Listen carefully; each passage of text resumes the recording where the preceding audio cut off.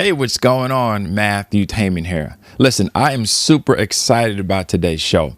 This is one of the topics that I call this the foundational topic. And I want to help you. See, I get so many questions. My email, my messengers is flooded right now with entrepreneurs from all over the world. They sent me messages about, starting a business, mistakes to make, and all those different things. So today, I want to cover 10 of the biggest mistakes that entrepreneurs make when starting or scaling their business.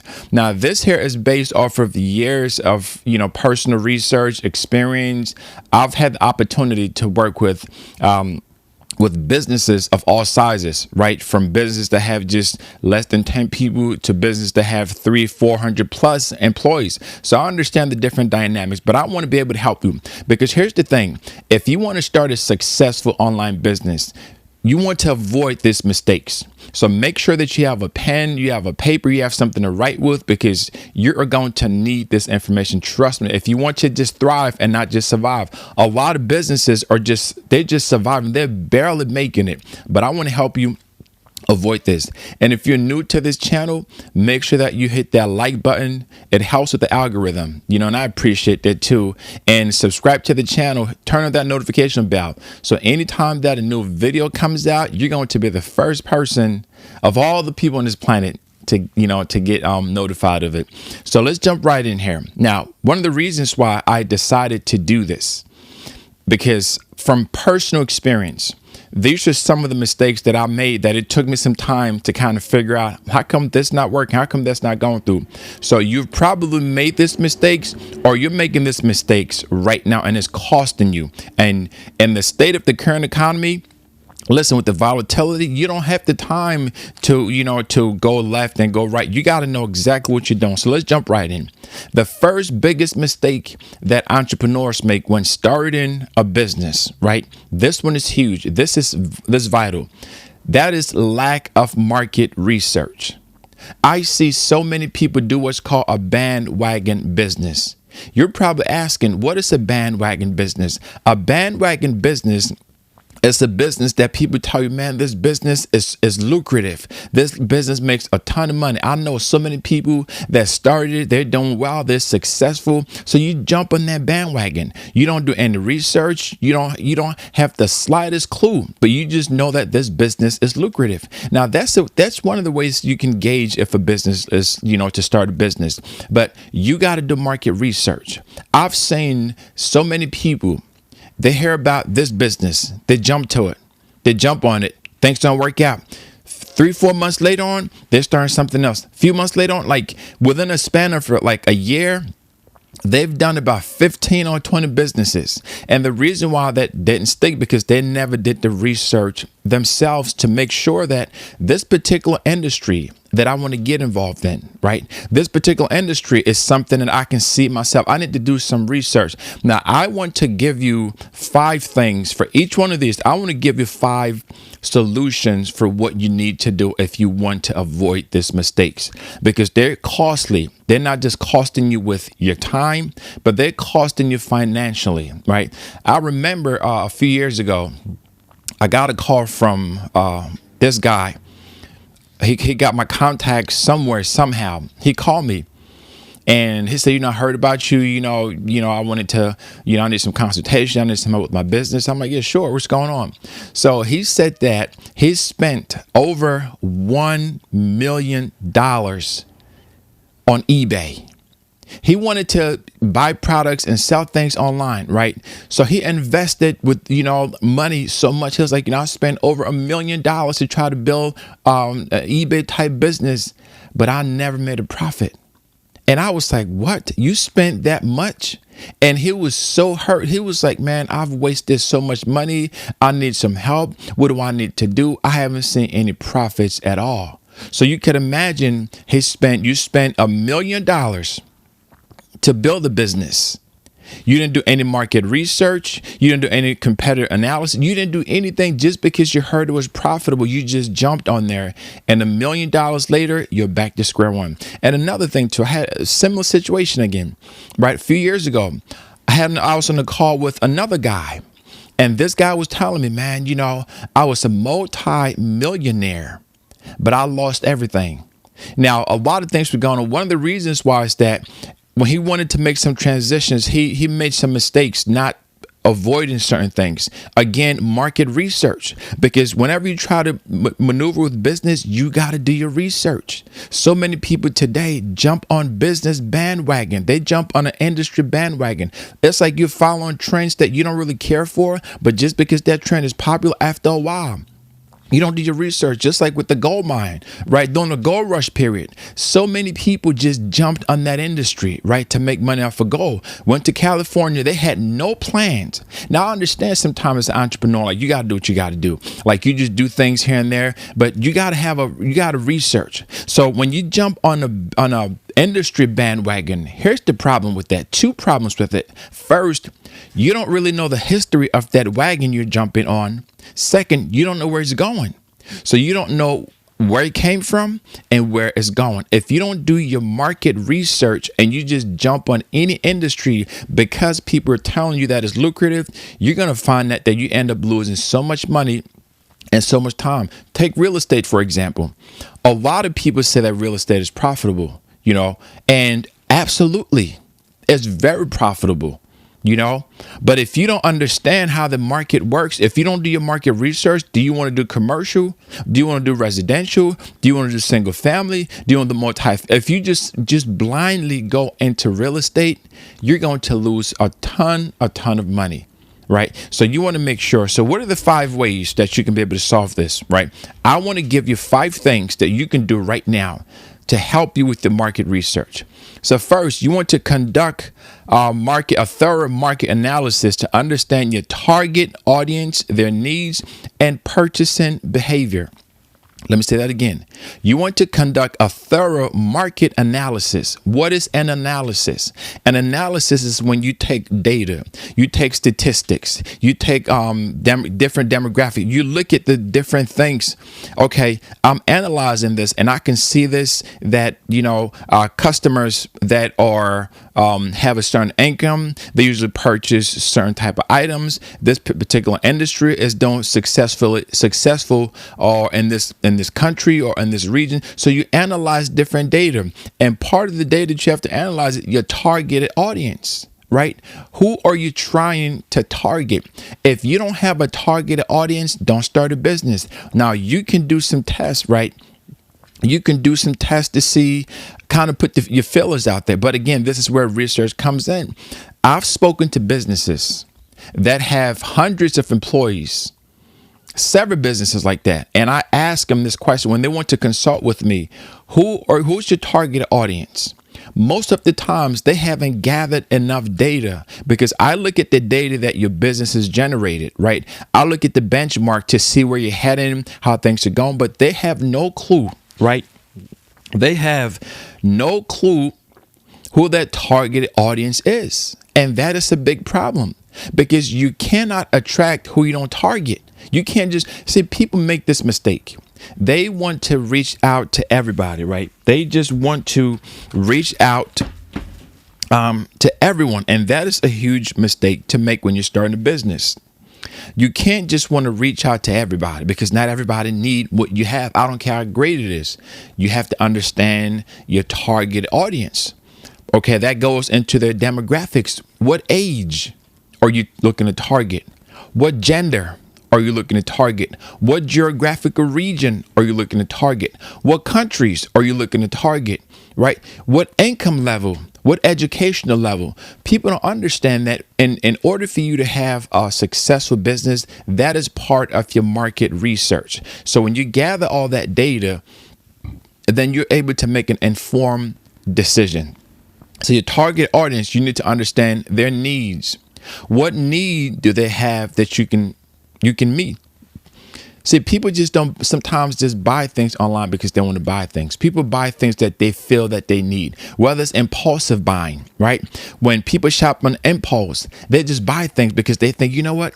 I got to have this. I need this. I need this. So what need are you going to solve in that market? Listen, if you don't know the need that you're going to solve in the market, you're going to waste so much time that you can never get back, because you're so busy you don't know. So you have to make sure How can I meet their needs? You have to also understand their purchasing behavior. Different people at different income levels, they purchase things differently. There's some people like myself. I don't shop every week. I don't shop every month. Generally, I don't, if it's about business stuff, if it's about, for me, there are times that I can go a year or two and not shop. I'm the type of shopper that does this. I will research what I need to research, and typically they're very expensive items because when I do production, production cameras and equipment, they're usually in the several thousands, to be able to get. So I would shop, do my research, watch the videos, watch whatever it is I need to watch to be informed about what I want to purchase. And then one day, boom, just drop a whole lot of money to buy stuff that I need. So that's the type. I'm not an impulsive shopper. That's not me. But I'm a analytical shopper. I look for things that I need. I research it, and then when I do spend, it's usually a very large amount that I spend to get what I need. Right. But there are other people. They have shopping behaviors that they want to shop every day. This is stuff they constantly shopping. Maybe they need to shop that way for their business. Right. Maybe in order for their business to run, that's how they need to shop. So you need to understand your shopper's behavior. The next one is to research your competition to identify their strengths, weaknesses, and unique selling proposition. A USP is something that is unique to your specific business. You have to create one for your business. So first, look at their strength. I've seen so many people, right, when ChatGPT came out, everybody was saying, this is a Google killer. It's going to kill Google. It's going to kill this. It's going to kill that. It's not killing Google, because you got to understand something. Businesses have their strength. As great as ChatGPT and other stuff that came out were, you got to give props to Google. You got to give props when props is due. When a business have certain strength, don't try to put them down to make yourself look better. That's one of the things that show how ignorant you are. When you see an established company and you come out and say, you know what, I'm better than them. I'm the best there ever was. Listen, I understand that confidence thing, because I got it too. I got an abundance of the confidence thing, right? But you want to look at the strength and say, okay, you know what? This might be my competition, but they're really great at this. I give them that. No questions about it. I give them this. It's okay for you to praise your competition about what they're doing right. And you learn from that. You use their strength and say, okay, you know what? They're really great at their branding. They're really great at their marketing. They're really great at their whatever it is that they're really great at. You want to take that and you want to apply that to your business. The next thing is you want to look at their weaknesses, because every great business have several weaknesses. What are they doing that you say, you know what? I would not do this way if I ran this company. Well, that's a great opportunity, because you run your own company now. Use their weaknesses to build around it. You don't have to reinvent the wheel. I see so many people that try to reinvent the wheel. Stop that. That's foolishness. Trust me. When you've been in business for a while, you realize that whatever you're trying to accomplish, whatever your vision is, whatever you want to accomplish, someone has just already done it at the level that you want to get to. So you study them. You learn from that, right? And their weaknesses. I tell people this. I don't want to just learn from experience anymore. I've gotten to a point in my life where I'm like, you know what? I don't want to learn from experience. I would rather learn from a mentor. I would rather learn from someone else that's where I am, that I want to get to, because that's going to save me a lot of headache. That's going to save me a lot of time. That's going to save me a lot of money.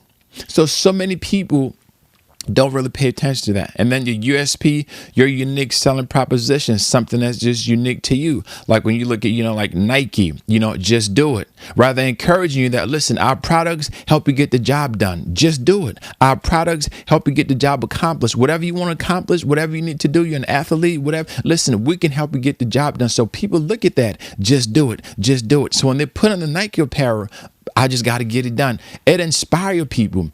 Even a lazy person, right, can buy a Nike shoe that said, just do it. They're going to feel inspired to do that. So you want to find out something that works for your industry as well.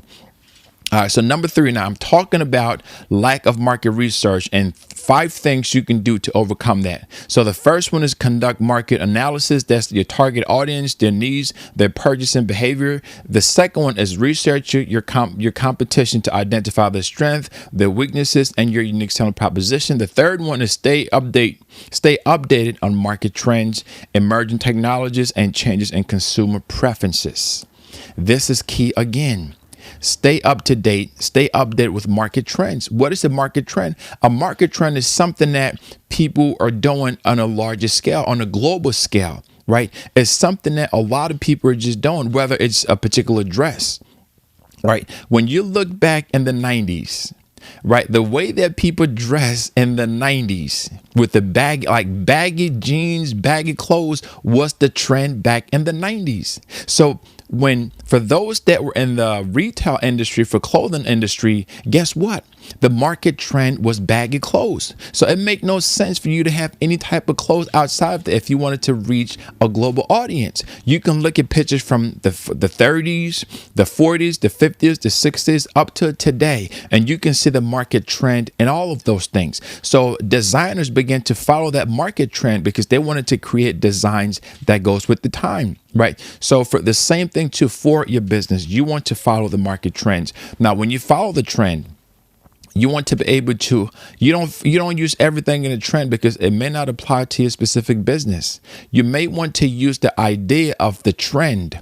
And what that means is this: a trend always have a specific idea behind it, right? The point of a trend is that it gets a large number of people that believe in it, that like that want to follow that. So you can use that same idea of getting people to rally behind what you offer, whether it's a product, whether it's a service, whatever that thing is.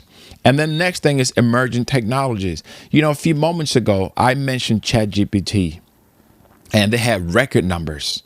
I think over 1 million signed up in like a few days or something like that, right? That was huge. The website was crashing back then. You want to type something, look something up, it was just crashed at capacity. So you want to find out emerging technologists in your industry. What's the emerging technology in your industry? Most people have no clue, right? Most people have no clue. They don't even know what's going on. They just so micro focus. Well, you have to understand, look at things from a larger scope. Take for me, for example, I do a lot of web stuff, video stuff.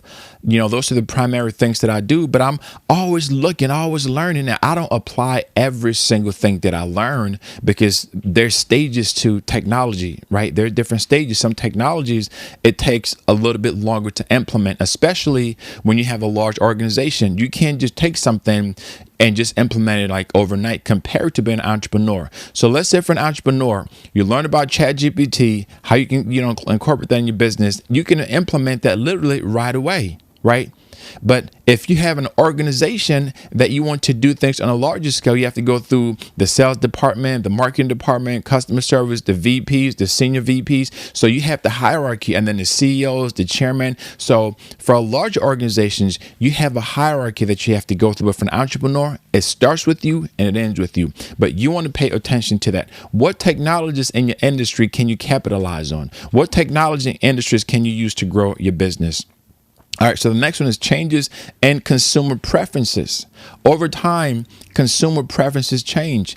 Take the camera industry, for example. When I started in videography several years ago, I remember the type of cameras back then were a little bit different.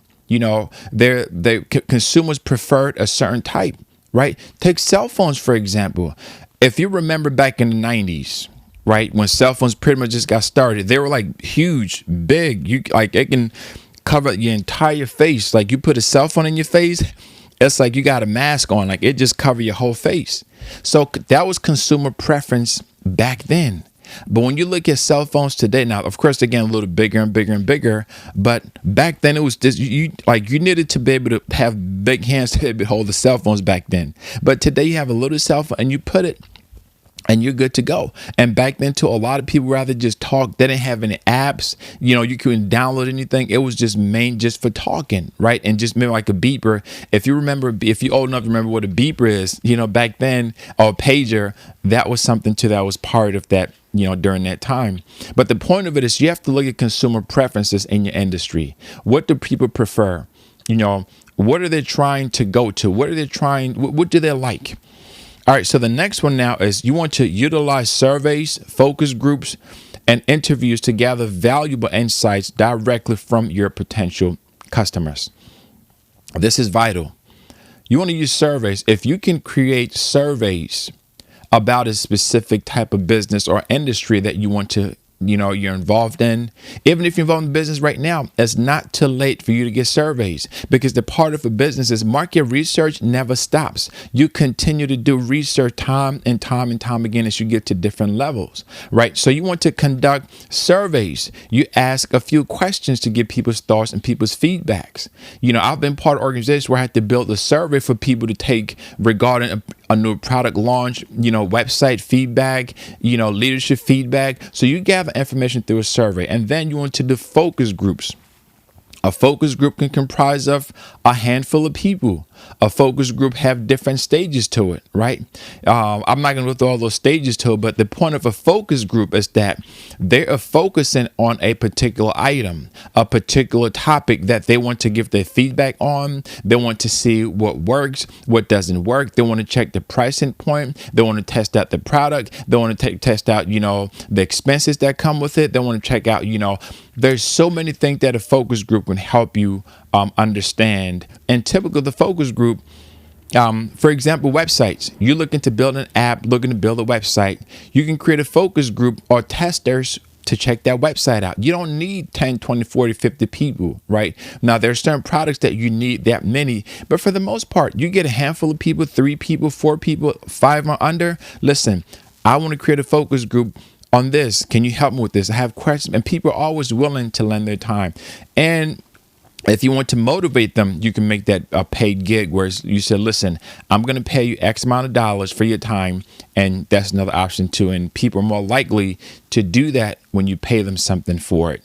And then the next one too, you do interviews, right? You can ask questions about specific industries from leaders or influencers in the industries. So if you're able to get to them, you're able to talk to them, you want to be able to ask very good questions. So you write down a list of questions, things that you like to know. And this is key too. You write what you need to know. This is just all part of the research. So the number 5 thing right now is continuously monitor and analyze market data to make informed business decisions. As I mentioned a few minutes ago, this is a continuous process. It's not something that you do once and you forget it, because as your business grow, as your organization grow, as you scale up to the next level, you're going to realize that what worked at one level may not work at another level. So now you've grown from stage 1 and you're on stage 2, but the challenges that you face at stage 1 is no longer challenged. It's no longer a challenge. So now you're in stage 2. The challenges that you didn't have at stage 1, it's a constant challenge in stage 2. So how do you deal with that? So you continually do research.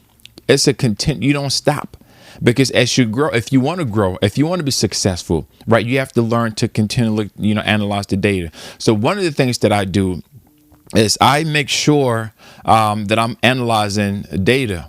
I love to do that because I can be able to see what's going on, what's working, what's not working. And as an organization, you have to be able to make those changes. Okay, so now we're moving on to number 2, 10 biggest mistakes that entrepreneurs make and how to avoid them. Number 2, poor business planning. Poor business planning. What does business planning mean? I want to break it down for you, right? So when you're looking to start a business, you got to have a game plan, right? You can't just go blindly into a business. As I mentioned before, so after some people don't do market research. The next thing now is poor business plan. You got to have a game plan. You can't just start a business and not have any type of plan. And I'm going to give you in a moment, I want to give you 5 ways to deal with that. So a business plan, It doesn't have to be complicated or complex. You can have a 1 or 2 page business plan. You highlight the key points and you build off of that. A business plan is something you continue to update over time, because when you first get started, you just learn the raw emotions, the raw idea, the rawness of that vision. You just write that down. That's a great start. You put it in the computer, you have that saved somewhere, right? Because that is going to help you understand exactly where you're going, which leads to the first point, the first importance of creating a plan, right? A business plan. Create a comprehensive business plan that clearly defines your vision, your mission, and your goals. Now, all these are different things. The vision, your mission, and your goals. And I'm going to go through those in just a moment. But it's so vital that you have something comprehensive. Because again, if this is a business where you're looking to get partnership, sponsorship, you're looking to get investors, then you got to have a plan to show them, right? You have to have something that says, look, this is what I'm doing. And part of your business plan too can be a website. So when you have a solid website that you're looking to get investors, you're looking to get people to support that, you send that link. And that should have all the details on there. But I'm not going to go over that right now. So let's take it first one. So your vision, right? Your vision in the simplest form is the overall picture of what you see in the end. Your vision is it's like, you know what? At the end, I want to have 1,000 employees. I want to generate $2 billion. I want to have 3 different locations. That is the final scope of your vision. So that is the vision. The vision is the big picture. The vision is the complete picture. When all is said and done, how do you see things to be? That is your vision, right? That's how you envision it, and that's how you want it to be. So the mission now is, how do you get there? The mission is, okay, this is where I want to be, but what do I need to do to get there? That is where people come in. People don't usually come in at the vision stage, because if they come in at the vision stage, their vision will probably pollute or not be the vision that you want. So vision starts from an individual. Vision is exclusive. In other words, the vision is just for you. You have the vision, right? And you take that vision and you share that vision, and then you get people that come on the mission. So now once they come on a mission to work in that vision, a mission is just saying, okay, this is where we're trying to get to. Who do I need to get on my team to get this job done? Who do I need to hire? Who do I need to contract? Whatever you need to do, whoever you need to get on your team to get that mission done. Sometimes you got to get people that you don't like, you can't stand, you don't agree with. Like they live in different locations, different countries sometimes. But the goal of it is you want to get people on that mission, because now you sell them the vision. You want to have 1,000 locations eventually. You want to have 1,000 employees or 300,000 employees. You want to generate X amount of revenue. You envision this and you envision that. So you gather these people and they say, you know what? I'm down with this. Now they're part of the mission. They're part of that team to help you get there. They're part of that team to figure out the little, things that need to be done. And then a goal. The next thing now, so once you have the vision, which starts with you, the next part now is the mission, which includes your team members, right? The team members that are going to motivate you, push you. Listen, not everyone is meant to be a carrier of the vision. Some people are great starters. They're visionaries. They see the final picture, but they don't know how to get there, right? And what I mean by that is they know what it looks like. They know all that is what it smells like, what it tastes like, but they just need help to find people to help them get there. So you have a mission, you get that team in place. Do you need a marketing director? Do you need a CEO? Do you need a designer? Who do you need? You get them together. They're part of the mission. Number 3, the goals. Now with a goal is actionable steps that completes a mission, that completes a vision. So let me say that again. A goal is actionable steps. These are things that has to be done. These are not things that you just put there and then do them whenever you feel like it. So you need to have a daily goal. Every vision needs to have a final vision, right? Then you have a daily goal. What do you want to do every day to get close to that vision, right? So a daily goal, a weekly goal, a yearly goal, a quarterly goal, whatever that is, but you need to have actionable items, things that has to be done. And you designate different people to do those different things. You can't do everything by yourself. When you have a vision, I see so many visionaries. The smart ones have learned this. You have the vision. You find people that believe in that vision, they're part of your team. They will get that, they'll create tasks, they'll know who to hire, because when you first start off, you might be part of the marketing, designing, like you do everything. But over time, as people catch on to your vision, you maybe you used to do marketing before and that wasn't your greatest strength. Well, guess what? You hire a marketing manager. Now they're part of the vision, but they're taking care of that mission for you. They'll create goals. They know who to hire. They know what to look for. They know what to do. They know what direction that they need to go to accomplish that vision. So set goals. So number 2 in fixing poor business plan is outline a detailed marketing strategy, including customer acquisition and retention tactics. Customer acquisition is the process that you use to acquire new customers. It's more expensive to acquire new customers than to market to existing ones, right? You end up spending almost 3 times as much. So if it took you $400 to get a new customer, right? It's better for you to keep that new customer and keep marketing to them other services that you need, because to get a new customer again, you might have to spend $1,200, 3 times as much as what you spent before. So you want to make sure that you have a detailed marketing strategy. What type of marketing strategy do you want to focus on? What is going to work for your industry, right? So you want to be able to look at it. You don't want to do everything. I see so many people that they want to market to everybody and their mom and their dog. You don't want to do that. You want to have a strategic marketing. You don't want to market on every social media platform. That's a waste of time and that's a waste of money. There's some businesses that social media doesn't produce the results that they need. So they go to email marketing.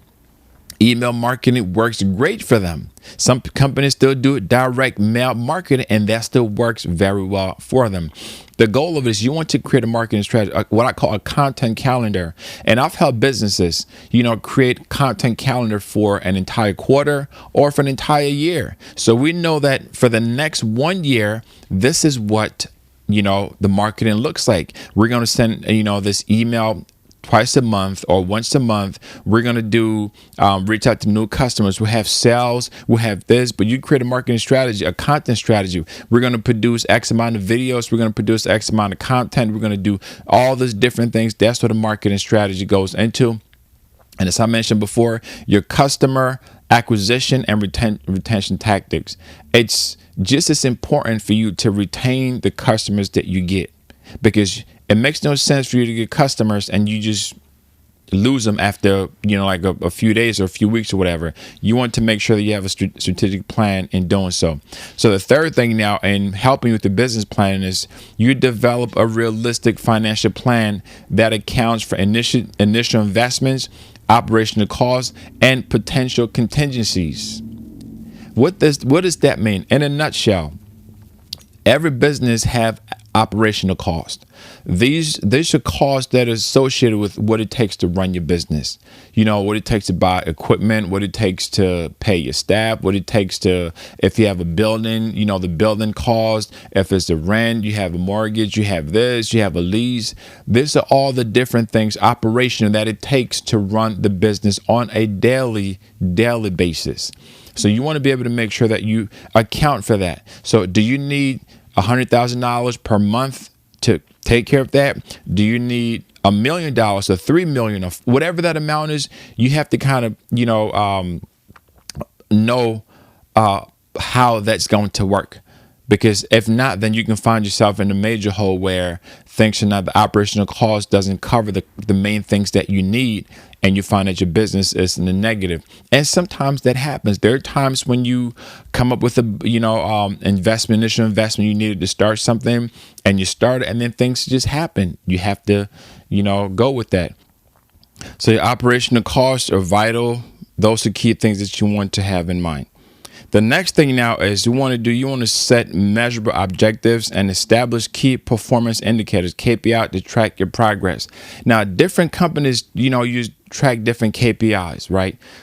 They use different metrics for that. Now, I don't want to go into a lot of details about the KPIs that companies use, but what's important for one company may not be as important for another company, right? Let's say you're launching a new product, right? For one company, they probably just want to get eyeballs on that. They don't care about the sales. They don't care about conversion rate. They just want to say, you know what, for this particular launch, the stuff that we want to measure, we just want to reach 50 million people. We just want to reach 20,000 people, whatever that number is. So for them, that is all that they want to measure. They don't care about any other conversion metrics. They just want to see, they just want to get this stuff out. Or we're reaching 10,000 people a day, or we're reaching 3 million people per month, or we're reaching. So that's what they're measuring.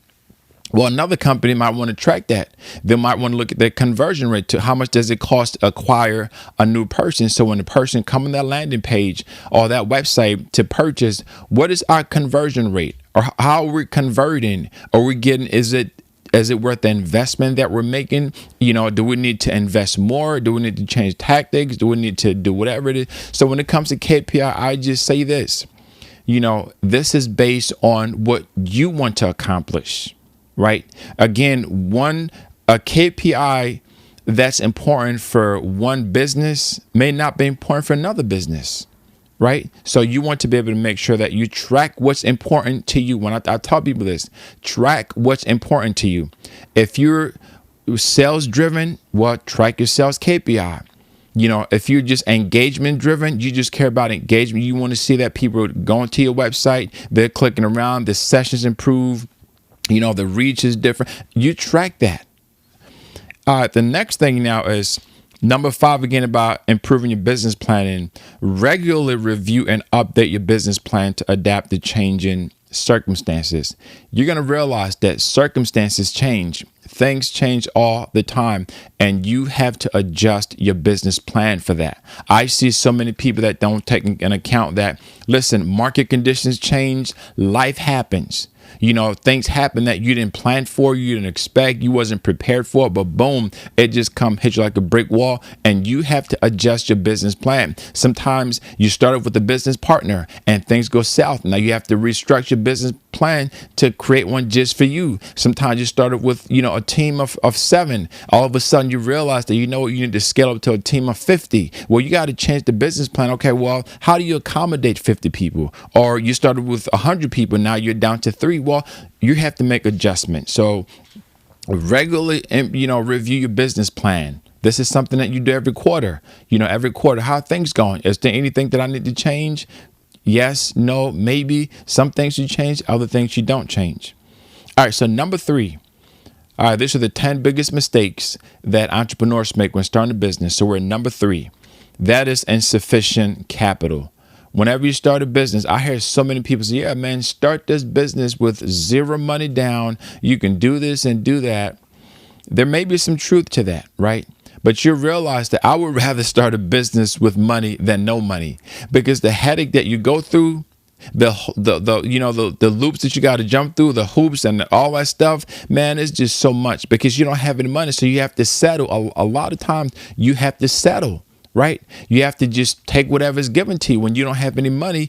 And sometimes the process end up taking a lot longer when you don't have any money. If you're getting a free service, for example, if a company is offering a free service that you're taking, well, they may have certain guidelines with that. And part of the guidelines may not allow you to do certain things, but you have to wait for that company to do it.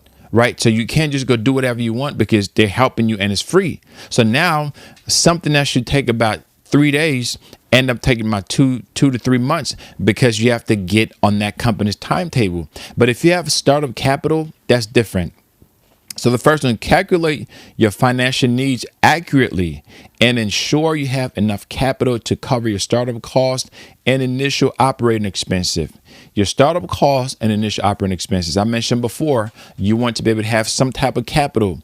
That can mean whether it's $100.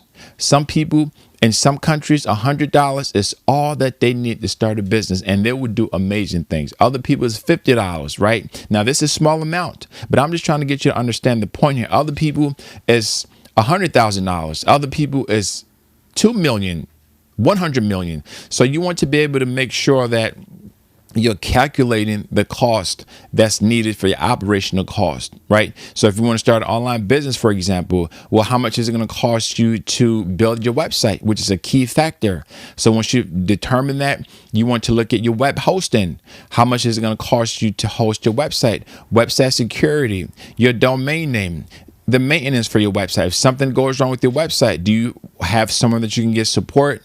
Do you need someone to management? Do you need to hire someone to manage that for you? Or are you going to manage the website yourself? These are all things that you got to take into account before you actually get started. Okay. So that's number two. Number one. Number two, explore different funding options such as loans, grants, angel investors, crowdfunding, and bootstrapping. Now, bootstrapping is when you say, listen, man, I'm just going to try to talk to family. I'm going to talk to friend. I'm going to use whatever resource that I have at my disposal to get this done.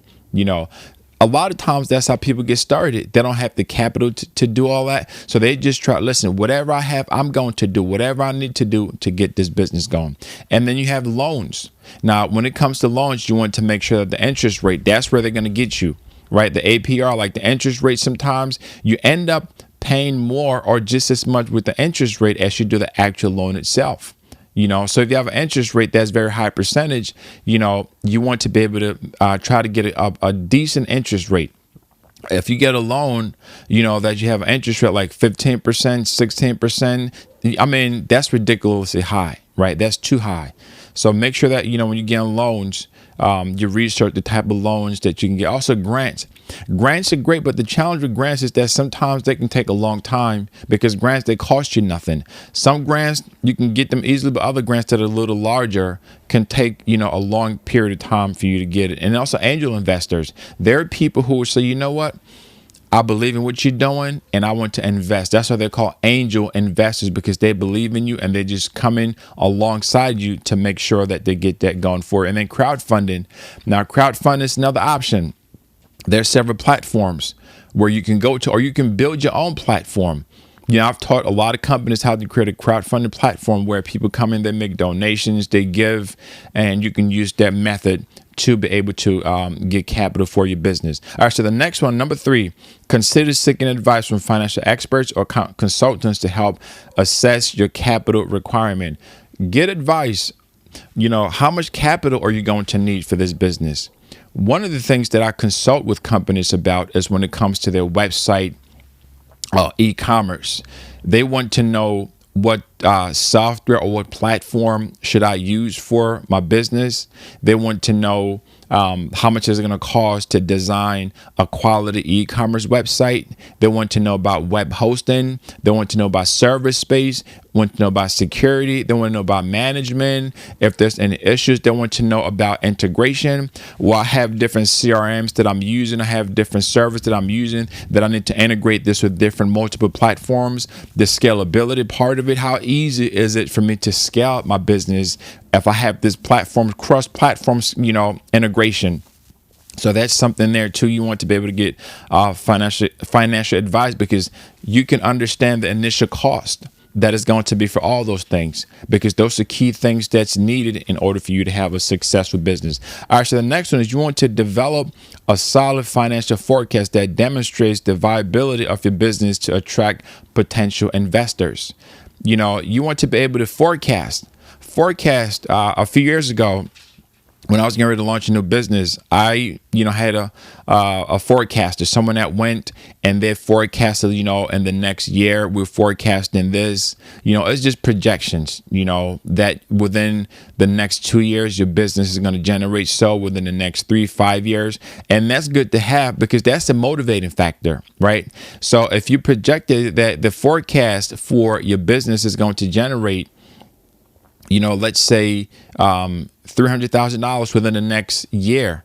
Well, that's motivated for you, right? You're saying, this is the potential for what this can do. So I'm going to keep pushing because that's going to attract investors, because investors, they're investing in something that they can get a profit from. They're not investing just because they just like you, even though that's part of it. But investors are always looking for ways. Listen, if I put in $140,000 in this business, What am I going to get back? What equity am I going to get back? What percentage? For how long? What does that look like? So you want to create that because that's going to attract them. The next one too is to implement cost-saving strategies such as lean operations or outsourcing to optimize your budget. Now, outsourcing is another great option that you can be able to use. There are times when you may be able to do some things in-house, but there are other times when you may not be able to do certain things in-house that you want to outsource to a company that charges you less. So outsourcing can be a viable option for certain things that you need to get done. Maybe you want to be able to build a website, but you don't have anyone on your team that know how to build websites or e-commerce or marketing. Well, that can be an option for you to outsource this. A lot of companies outsource like their website work, the e-commerce stuff, their branding to outsource it somewhere else because they don't have that ability to do it in-house, or not necessarily the ability, the cost and the expertise that they're going to need and the process. They just don't want to go through that process. They would rather, instead of starting from scratch, some companies start from scratch, but instead of starting from scratch, they would rather get someone else that's already doing, have a track record to do those things for them, and they just pay them, things like that. And this also allows you to save money. You work on your budget, which is good to have a budget when you have a business. All right, so now we're at number four mistakes that entrepreneurs make when starting or scaling their business, which is neglect marketing and branding. Marketing and branding. Marketing is the message. Branding is the look. Okay, so let me say that again. When you think about marketing and branding, marketing is the story that you want to tell. Marketing is the message that you want to tell. Branding is the look. It's what sticks with people. When you look at certain companies, right? When you mention their name, like for example, McDonald's, right? Their branding, you see that golden arch, you see that M, it just sticks in your mind. When you mention Microsoft, when you mention Apple, those images, their branding sticks out to you. Each company developed their own branding strategy, and their branding strategies based on their color scheme. There's certain colors that evoke certain emotions out of people. So when you look at McDonald's, like the fast food, typically you see a lot of yellow or orange, right? Because that evokes this hunger, like, you want to eat. So you go to some of those, you notice some color in there, right? Other industries, you have red. Other industries, you have blue. So you have to understand marketing and branding strategy. So the first thing is develop a strong brand identity that reflects your values, mission, and unique selling proposition. You want to create your branding material, the look and the feel. How do you want people to feel about your website? When someone visits your website, what type of feeling do you want them to have? I've seen certain websites, when I get to it, it just feels so fuzzy. It feels so warm. It looks custom made. I can tell when a website is template based. In other words, someone just bought a template somewhere and just do a couple of tweaks here and there. I can tell when that's template based compared to when it's just custom made. How do you want people to feel about your brand? How do you want people to think about your brand? What message do you want to resonate with your brand, and which is your values, your visions, and your USP? The next thing, to invest in a professional logo, website, and other visual elements that convey a consistent brand image. Invest in your website, your visual, your logo. All those are part of your branding strategy. This is the look. This is how people are going to remember your company by. I've seen so many people that you look at their logo, you look at their website, you look at their marketing material.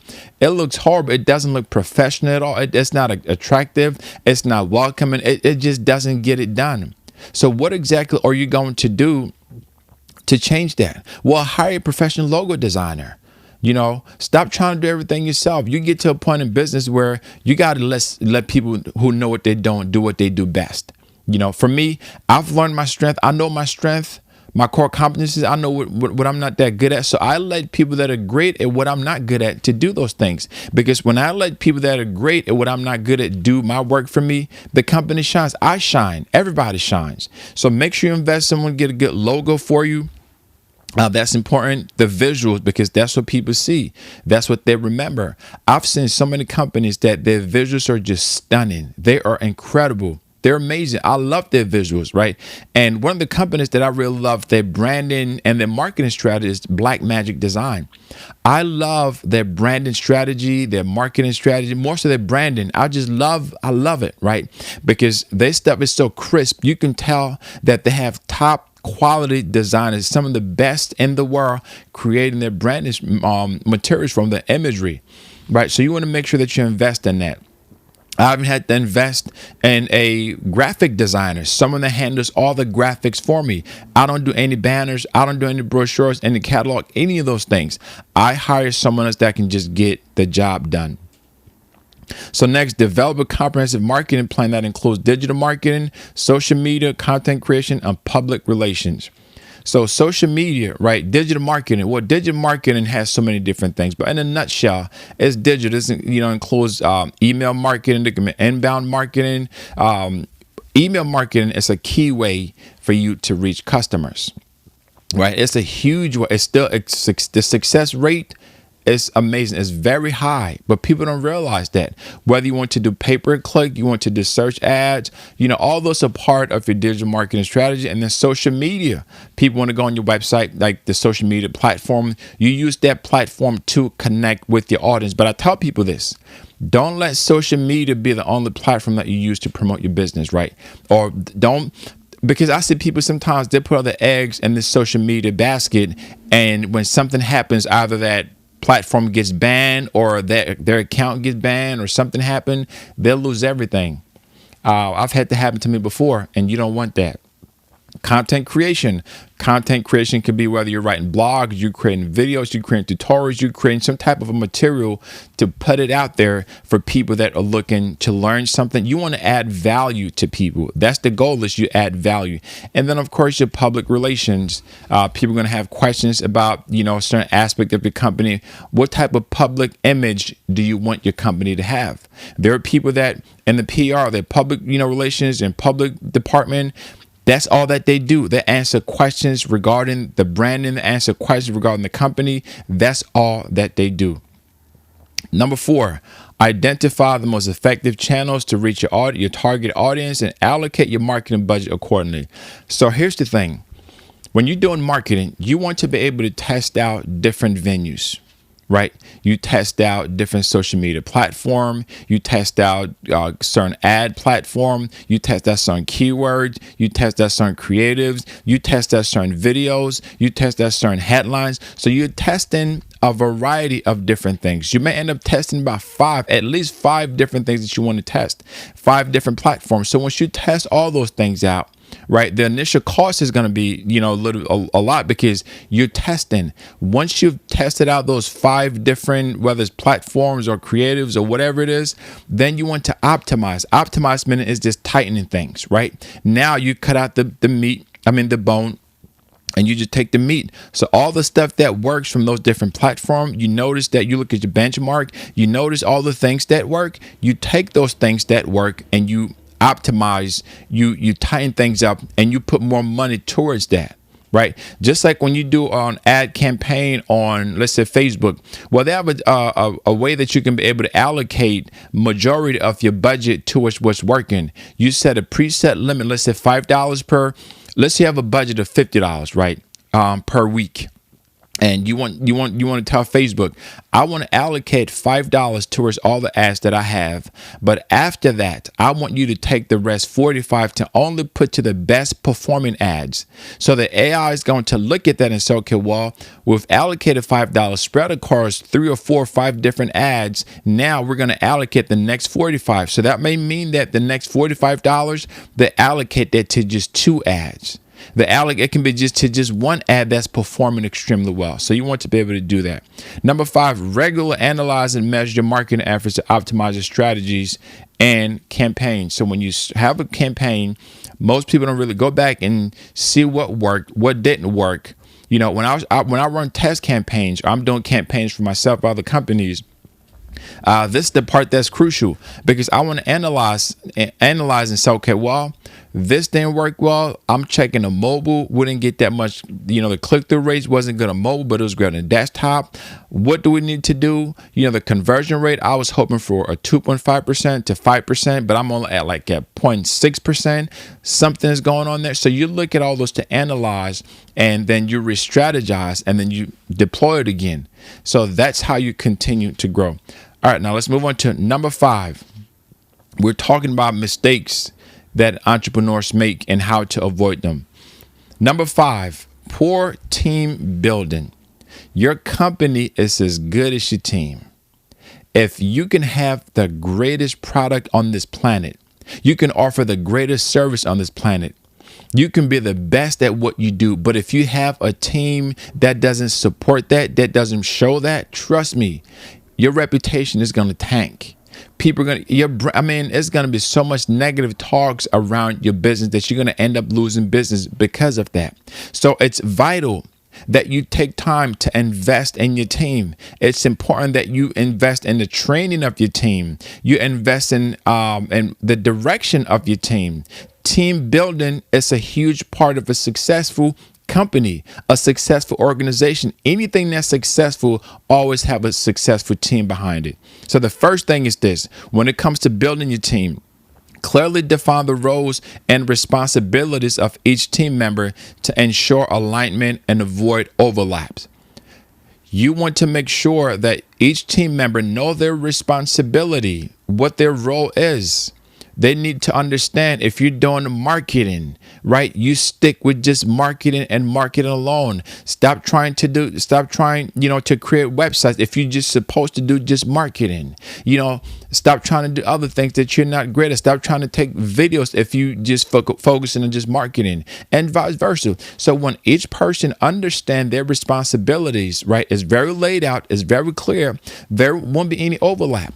Because what you don't want is you don't want to have one person that's super talented, gifted, right, doing 5, 6, or 7 different things.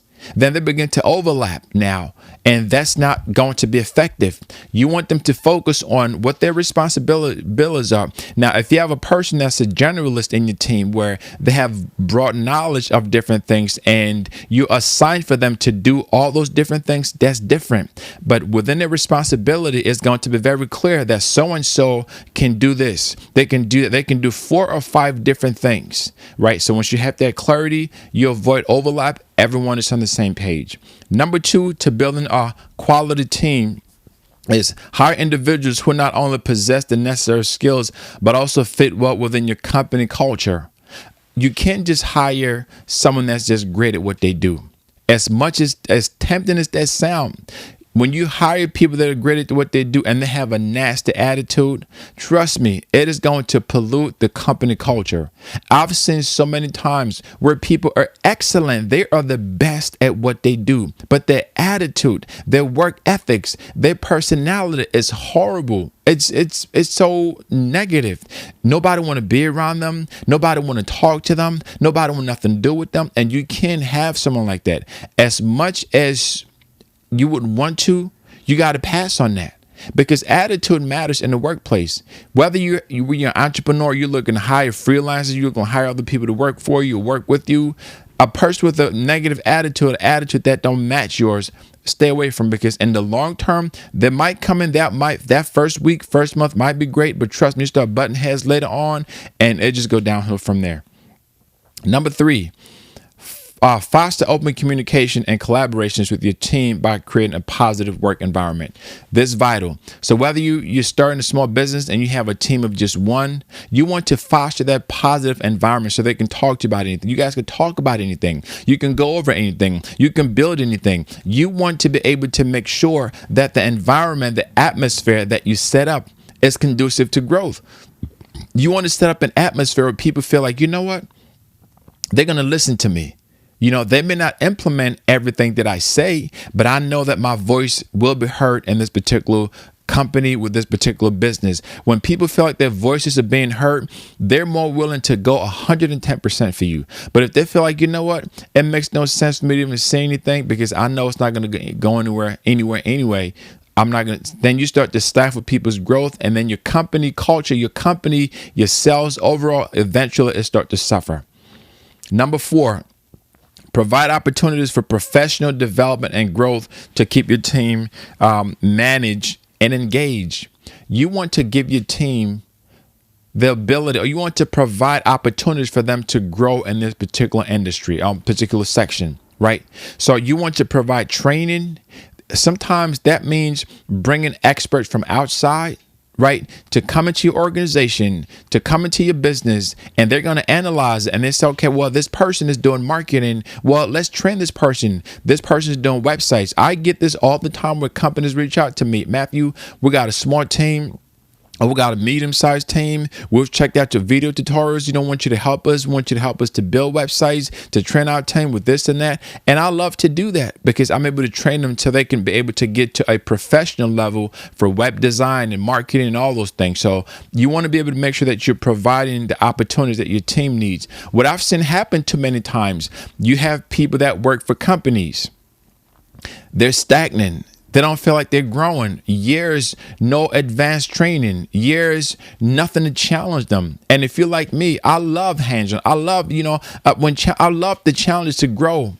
I thrive in places like that. But in a place that won't give the opportunity for you to grow, for you to do more things, you just stagnate. You do the same thing, and you've been doing the same thing for the past 5-10 years, like nothing more to do.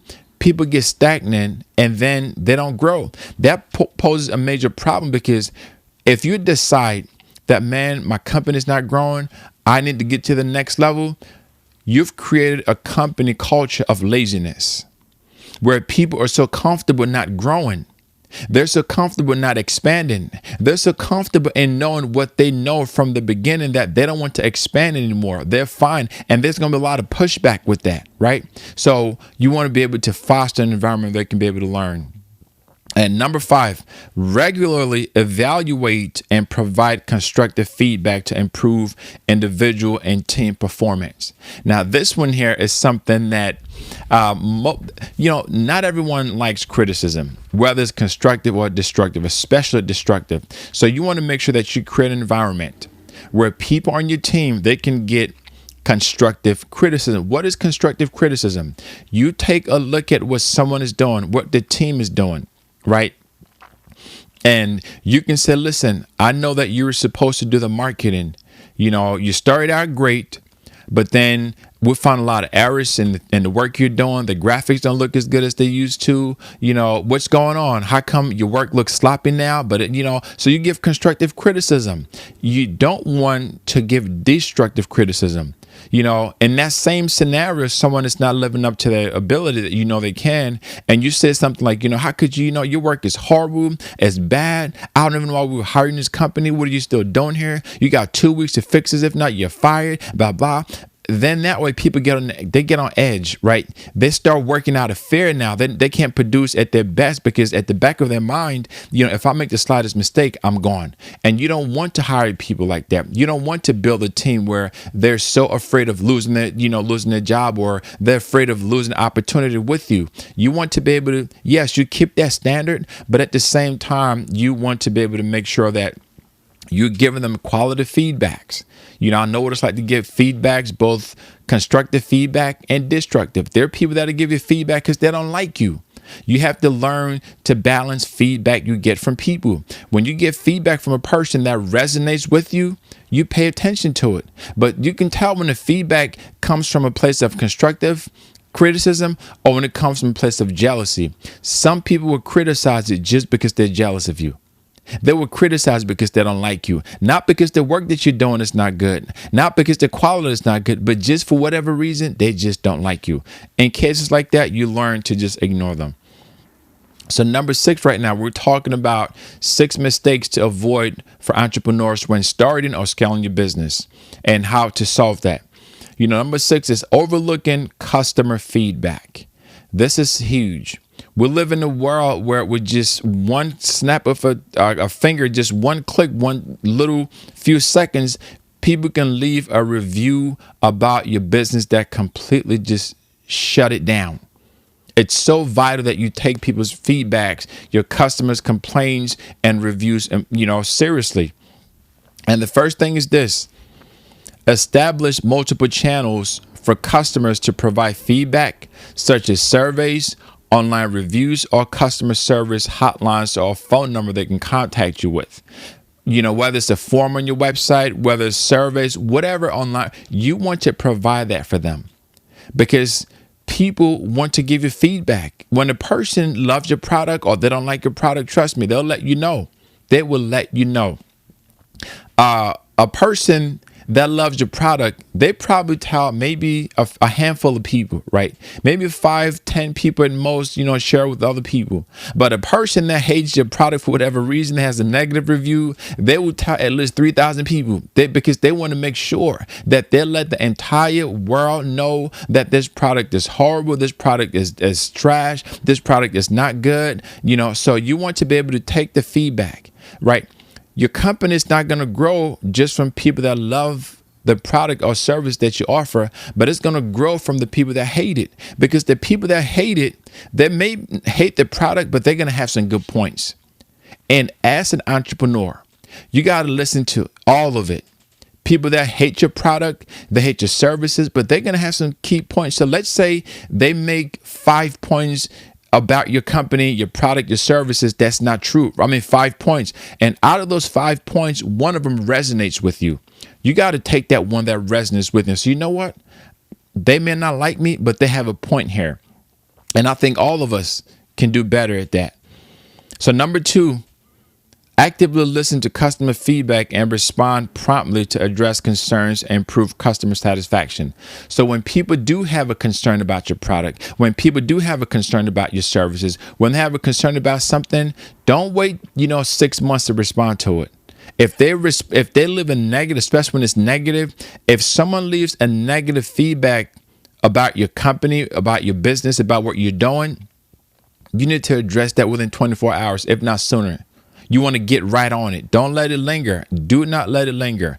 If they leave something negative and within a few minutes, if you're able to respond to it, boom, that's going to show new people that, listen, yes, this person had an issue with this company, but wow, look at this. The company responded immediately. I've been on the App Store, right, where I'm trying to download something and I look at the reviews. I've seen 2 things. I've seen companies that had negative reviews and they don't respond to any of them, right? Or if they responded to one, it's probably several years ago and they don't respond to any new ones. And I've seen companies too that get negative response, a long negative response, and they give a long feedback or response to that. I appreciate that. Even if what the customer is saying is true and the service X, Y, and Z, I'll listen to the response from the company. What's going on? Why? And sometimes when you listen to it, you realize that, you know what? It's not a big deal. You can be able to you can still use this company. You can still work with them. It's okay. You can download the app. You can use that service, right? It's all about a response. Number 3, use customer feedback to identify areas of improvement and to enhance your product or services. As I mentioned before, you can have someone that don't like you, right? And they can leave a feedback because they don't like you. Let's say 5 points, for example, but out of those 5 points, there's one that resonates with you. Well, you take that one feedback and you apply it to your business. I do that for me. I love feedback. I welcome feedback, both good, both horrible, both bad. Bring it all. Because over the years, I've developed thick skin in business. So things don't offend me. You can't be so easily offended in business because people are going to give you horrible reviews. They're going to give you great ones. You can't just take the great ones and not expect the horrible ones. The goal of it is over time, as people give you negative reviews, you're able to adjust to make improvements. When you look at products that are extremely successful today, like the Samsung phone, the Apple, the Microsoft, they had horrible reviews, right? But they take that review. They had, Windows XP came out. After a while, it was trash. You had Windows 7 and then Windows 8. You had Windows, I don't know if they had Windows 9, then Windows 10, and now like Windows, the point of it is they take those horrible feedback from customers and they kept improving on there. And that shows maturity. When you're able to take negative reviews and not take it to heart, especially in business, business, that shows that you're very mature. Some people, business people, they're so immature. You can't say anything negative, constructive about their business. They will take that to heart. They will get angry, like they're ready to fight you. You don't do that in business. When people give you criticism, whether especially the bad ones, you take it like take it like a man, take it like a woman. Suck it up, listen to what they're saying, and you make adjustments. Stop getting upset. Stop getting angry. Stop getting defensive. I've seen so many people, the reason why their business is not growing because someone's going to give you a really great constructive feedback, and they take that feedback. Man, they are ready to fight. I don't care. How could you say about my business? Blah, blah, blah. But no, you listen to it, shut your mouth, go back, analyze it. If it resonates with you, you make the necessary change and adjustments that's needed to get to the next level, to make improvements. That's going to help you with improving your business. And that's going to help, with your service as well. So number 4. Implement a customer feedback loop to ensure continuous improvement and ongoing customer engagement. So what you don't want to do is a customer give you bad feedback about stuff, and you just don't want to listen to it and you just shut them down, right? A lot of people do that. Now I get it. There are times when you have to shut some customers off, period. There are times when you do that. And I'm all for that because some customers, they just come, they pollute your business and they just want complaint. Like you can never satisfy them. And for anyone who've been in business for a long time, like myself, over 20 years now, in the industry, right? I've worked with different industries. I've worked with different temperaments, different people. Some people you can never satisfy no matter what. They can give you a list of 5 things that they need. I guarantee you can give that thing back to them 5 ways that, meet all those needs that they have, but they're going to find a whole lot of other things on that list that they don't like. They can't stand their complaint. That becomes the issue with it. I've dealt with that. I know how that feels. So some customers, you can never satisfy them. But what you do want to pay attention to is when they give you feedback, you want to be able to keep that engagement going. You want to be able to keep that communication going with them. Okay, you didn't like this. What can I do to improve on it? You didn't like that. So you have to continually keep that engagement going. Number 5, show appreciation to customers who provide feedback by offering incentives or exclusive sales perks. So when you do get feedbacks, when you do the service and you do all those things, just don't leave it at that. Give incentives like, what, we appreciate you for doing this survey. And because we appreciate you for doing this, here's a free gift. Here's 20% of your next purchase. Here's this. Do something, because the next time that you need that feedback again, if you treat them well, guess what? They are going to jump at the opportunity to do that. They are going to literally like, wow, I can't wait to do it again. So you want to give incentives for that. Number 7, again, we're talking about 10 mistakes that entrepreneurs make when starting a business. Number 7, overexpansion or premature scaling. This one too is vital. This one is key, right?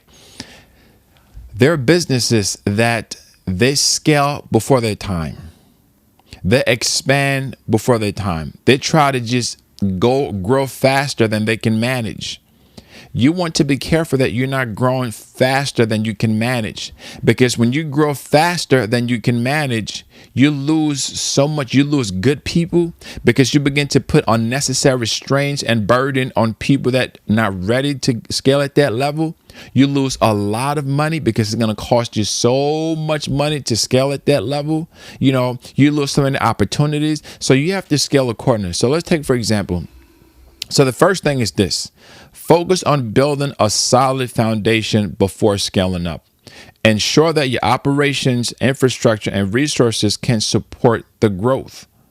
Before you scale up, make sure that you can support the growth of the scaling, right? Your operations, your infrastructure, your team. Make sure that you're putting them through a certain phase to understand that, okay, in the next 6 months, this is where we want to scale up to. But before that, let's build up to it. You just don't surprise people overnight to scale. There's some people like myself. If you let me know, listen, stuff came up, we got to scale within the next 2 weeks, the next 1 week, the next few days. Because of my experience, I can be able to switch just like that. But there are other people, they may not be able to do that. They may not be able to just turn that switch on like that. They need time to prepare. You got to understand your team. When you have a team, you're dealing with so many different dynamics, different experiences, professional experiences, life experiences. There's certain people on your team that you got to cuddle a little bit longer. Literally, you got to, cuddle. You can't be too hard on them, right? You can't be too strong on them. You can't push them too much. You have to know just how much to push them and then to let them go. You push them and you let them go, because some people, they will freeze. If you push them too much, they'll freeze. They won't be able to scale up because now they just feel so much tension. For me, for example, let's do this. I'm the type that I like fast pace. I can scale. I can go up, down, back, whatever is needed at that, at a professional level. But not everyone can be able to do that. So you have to know your team when to scale. Can you support that growth? If you have people in your team that, hey, they're ready to go, they can scale faster. But then you have sometimes people in your team that you got to cuddle them. You got to, nurture them more. You got to build them up. And that's okay. You just have to know your team. Number 2, conduct careful market analysis to identify the optimal timing and pace of expansion based on market demand. So if you're looking to scale up, is that scaling going to bring you more business? If it's not going to bring you more business in the future, right? Don't do it. If it's not going to bring you more exposure, that's going to lead to more growth and more investment in the right. Don't do it. The pace is vital, right?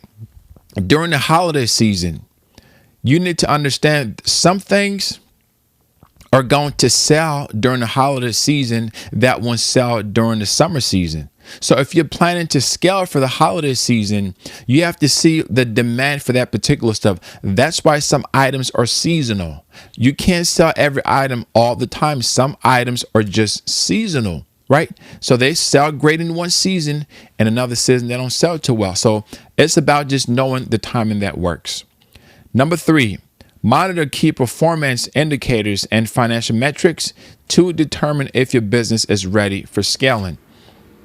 So before scaling again, you want to take a look at your business. You want to be honest with yourself. Can you really handle this scale at this level, whatever level that is? Now, I get it. There are times when it just doesn't make sense, where you feel it in your gut. Everything else is, everybody's telling you, don't do this. You're not ready for this, but you feel it in your gut, right? And you know that you can be able to do this. There's some people that can scale like that. Not everybody can. There are times when you just got to go for it, right? There's some people who they're so nervous, right? They want everything to be perfect. They want everything to just look right, which is never going to be, right? So you have to look at yourself and say, you know what? Am I really ready to scale? You look at your financials. Financially, can you handle this, right? Can your team handle this? The skill sets that's needed at this level. Do I have the team in place to be able to manage this until we get more people that can handle a little bit more? So you have to be able to take a look at that. The next one, implement scalable processes and systems that can handle increased demand without compromising quality. So when you're going to scale, if you're used to taking, let's say, 5 clients per month for your business, if you want to double that or triple that to about 15, you got to ask yourself, I need to put a system in place that if I want to take 15 clients per month, I need to make sure that I can scale. I have the team that's trained to handle 15 clients per month.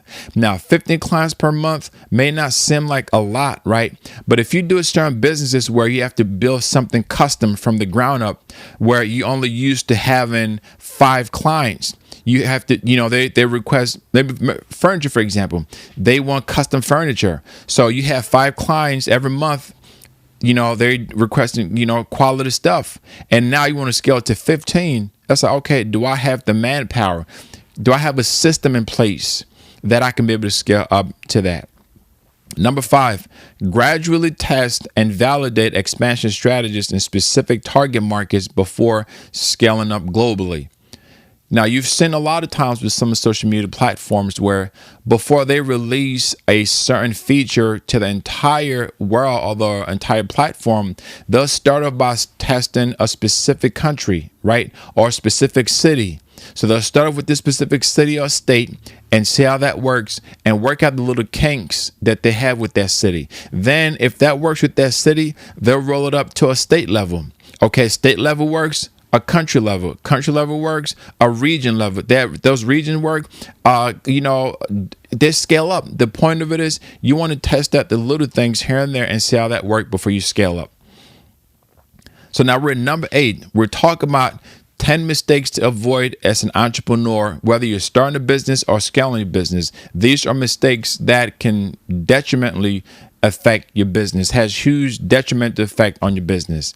So failure to adapt to market changes.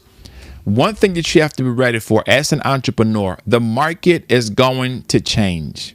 I don't care who you are, what you do.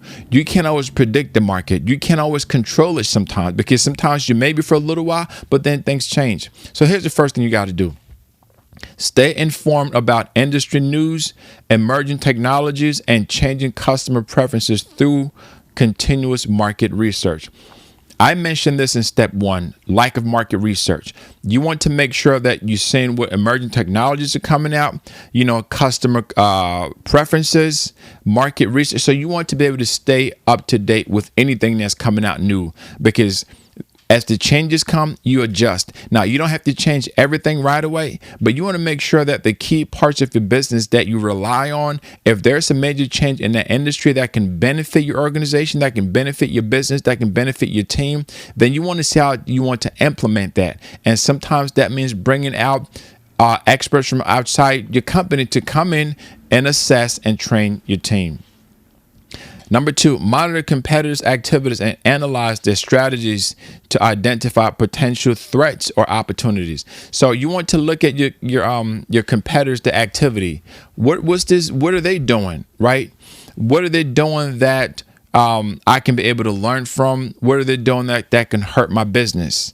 You're in the same industry. Is there something that they're working on that you say, you know what, I don't want to do that because that's going to hurt me? That I'll let them do that, but I'm not ready to do that yet. Number 3, foster a culture of innovation and encourage employees to think creatively and process new ideas. Again, there are a lot of organizations that don't do this well enough. They have such a strict hierarchy. Now, I get the hierarchy. That's fine, right? But you want to be able to foster innovation so employees feel encouraged and they want to be creative.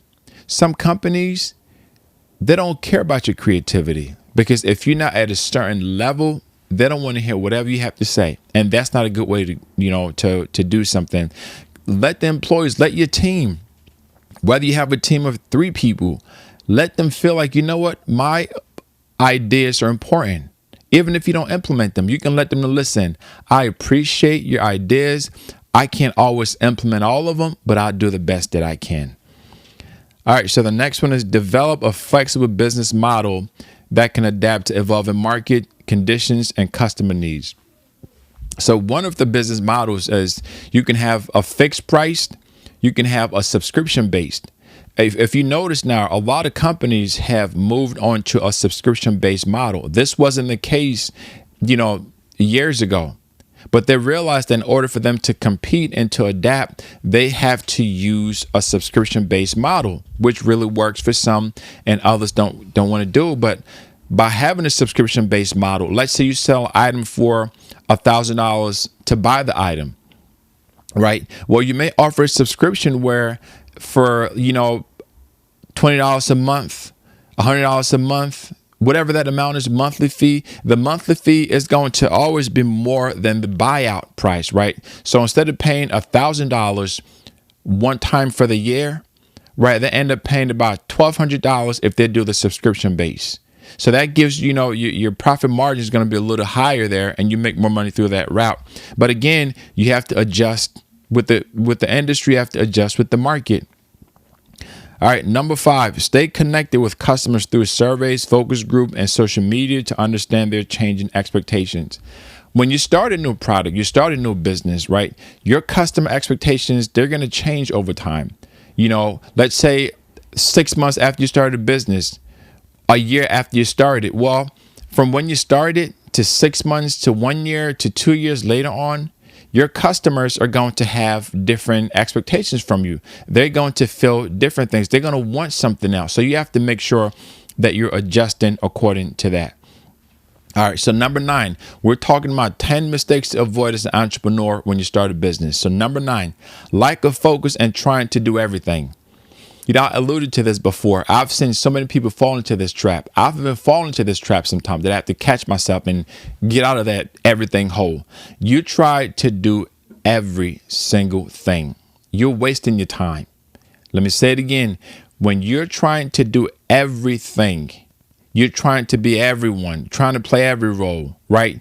Every new trend that comes out, you jump on it. Every new gadget, you get it. Every new thing, this is going to take a business, you just jump on it. You try to do it all, you eventually you don't accomplish anything then.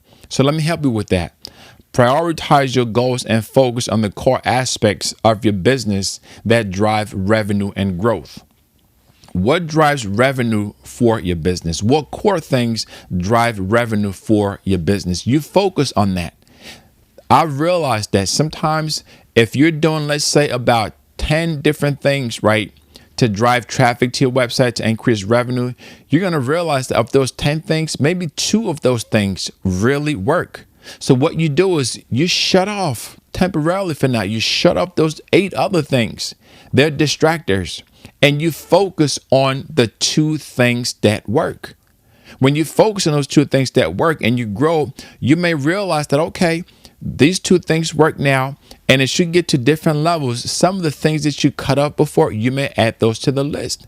But you want to be able to focus on things that drive revenue, like the 80-20 rule, that 80% of your business is going to come from 20% of your customers. So you focus on those 20% and you're good to go.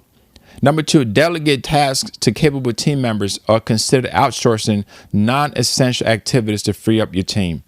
Now, you may want to consider outsourcing, as I mentioned before. There's certain non-essential things, like if you need some banners or graphics or promo material for your business where it's not an essential part, it's nice to have it, right?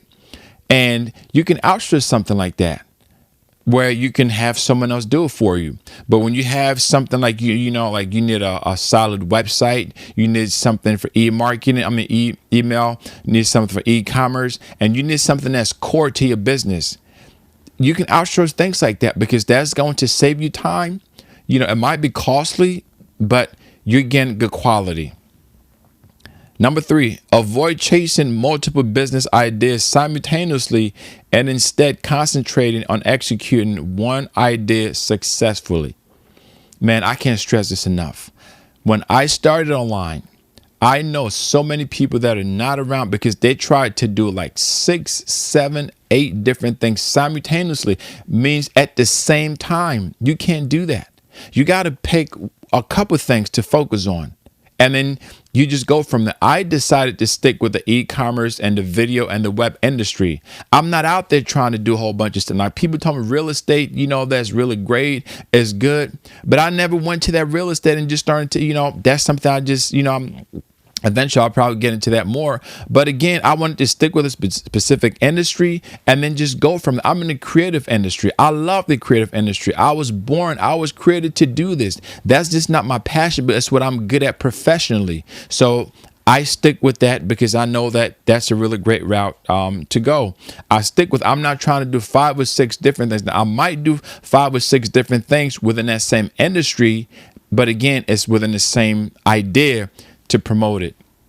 Number 4, learn to say no to opportunities or projects that do not align with your core business objective. So many people want to make money. They don't care who works with them. They don't care how they get it done. They don't care where it's coming from. They just want to make money, even if and when it goes against their core principles. A principle is a guiding post. A principle is something that you're convicted about. You know that you're not supposed to do those things, right? Because it ruins your reputation. A principle is something that you stick with. that helps you to become a better business over time. For example, there's some businesses right now that they don't care how they make their money. They don't care if they scam people. They don't care if they lie to people about their products or services. Like, I bought some stuff from Amazon, and when I went to return it, I noticed that profile was shut down. And I'm like, oh man, and I realized that business that got on there, Amazon eventually realized that they were scamming people with fake products that didn't last long. You buy those, after a couple of days, they destroy, their spoil. But then they made so much money from that, by the time that they probably caught on to it, they made enough money profits. And it's unfortunate, but you don't want to just accept any opportunity. Like, I tell people this: I don't do porn sites. I don't do adult sites. I don't do anything weed sites, smoking, alcohol. I don't do websites like that. I don't train people on that. So people shouldn't come to me and try to ask, "Oh, can you create a porn website for me?" I'm not doing it. Can you create a website about weed and drugs? I'm not doing it. Can you create a website about alcohol? No, I'm not doing it. I'm not the guy for that. So I'm not compromising that. I've had opportunities to, and I shut it down, and I'm glad that I did. Number 5, regularly review your progress and reassess your priorities to stay on track. So you got to go through stuff and reassess what's working, what's not working. Or do you have the right priorities? Are you really looking at what's important, or are you just looking at what's urgent? Because what's urgent may not always be what's important. So many times we're focused on what's urgent, got to get done now. But what we got to get done now, it's not that important. So you want to focus on that. All right, so we're down to the last one now. We're talking about 10 mistakes entrepreneurs make when starting or scaling their online business. These are things that you can be able to use. Look at your business right now. I'm sure that you've made some of these mistakes. And I want to give you points too, if you've made those mistakes, how to solve them. So now the final one is poor financial management. Poor financial management. And I'm guilty of this. I'm sure that if you ask any business owner, successful business owner, they're going to tell you that they had to learn from the school of hard knocks. They had to learn financial management, that they didn't always manage their business well, right? You're going to find that. So how do you solve that? Develop a detailed financial plan that includes a budget, revenue projections, and expense forecast. So the first thing, develop a budget. How much do you want to spend for marketing? How much do you want to spend for graphics? How much do you want to spend for each department that you have your business? Whether you're an entrepreneur with just a small team of 2 or 3, or you have a large company, develop a budget for each department. Give each department a budget. A budget for website design, a budget for marketing, a budget for email, for social media, for digital. You want to give them a budget. And then your revenue projections. What are you projecting for the quarter? It's good to start with the quarter. Eventually start with projections for the quarter, and then projections for the next, 2 to 5 years, and then 10 years. But I tell people, look at your quarterly projections. What are you projecting for the next quarter? And what does that look like for you? All right. So number 2, monitor your cash flow closely and ensure you have enough liquidity to cover your operational costs. Liquidity is just cash in the bank, money that you have access to, right? That's liquid cash, something that whether you have in cash, but you have access to that capital. So you want to monitor that closely. If something come up, do you have enough to cover operational costs? Do you have enough to cover business costs, what it costs to run your business, whether it's your web hosting, whether it's your team, whether it's your marketing? You want to be able to have that. Number 3, implement effective bookkeeping and accounting practices to track your income and expenses accurately. You want to have a bookkeeper. They have a lot of softwares that you can do that with. They have so many softwares that you can be able to track your income. You know what's coming, what's going out. You just know where things are. That helps you to keep everything on track. Because if you don't know what's going in and what's coming out, you end up overspending or underspending.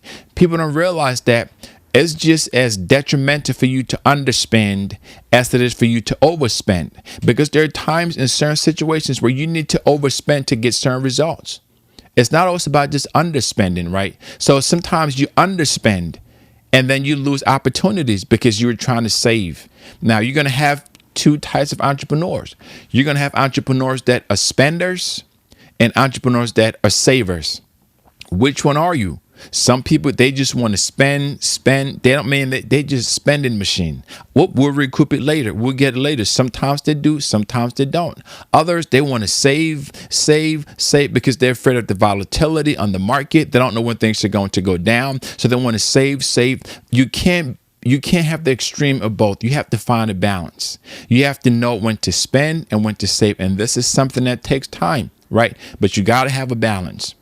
And the final point is regular review and analyze your financial statements to identify areas of improvement and make informed decisions. So what that means is this.